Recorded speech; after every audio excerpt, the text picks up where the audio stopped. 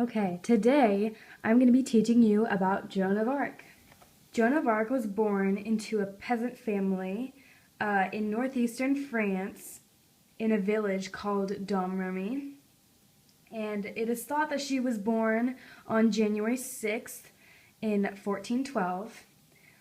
She was born to very devoutly religious parents, so that from age 12 or 13, Joan of Arc started hearing voices or receiving visions of the saints Margaret, Michael, and Catherine, and these voices and visions told her to rescue the French people and to save France, basically.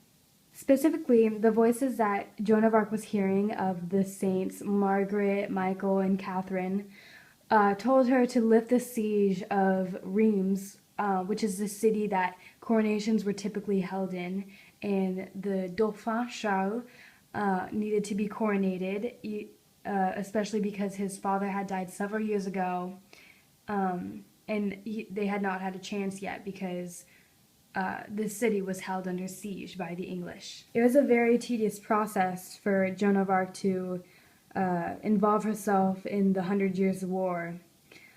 She had to make an 11-day journey through enemy-held territory to even present her ideas and her case to the Dauphin Charles.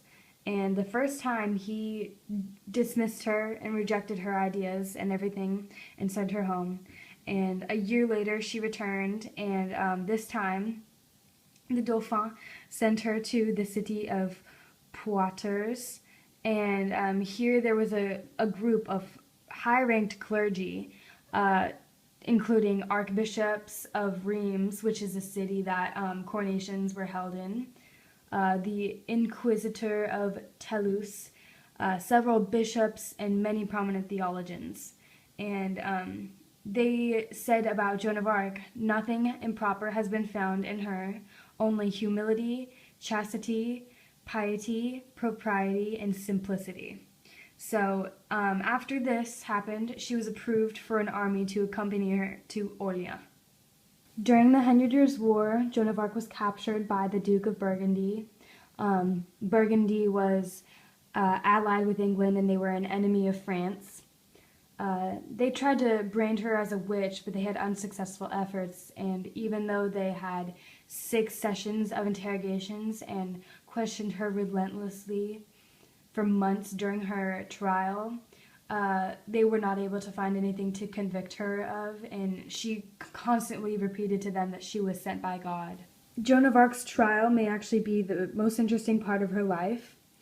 Basically, the enemies used her as a tool. They thought that if they executed her immediately, they'd be creating a stronger political power for France and more motivation against them in their war. She suffered really harsh treatment on her trial and in prison. She wore men's clothes and soldiers' attire to protect herself from being raped against even the prison guards. And she ended up, they asked her to sign a document saying that she wouldn't wear men's clothes anymore. They told her that it was sinning. And although she didn't believe that it was a sin, because she obviously had this connection with the saints, which were the voices in her head, and with God, she signed the document because they threatened to execute her immediately if she didn't.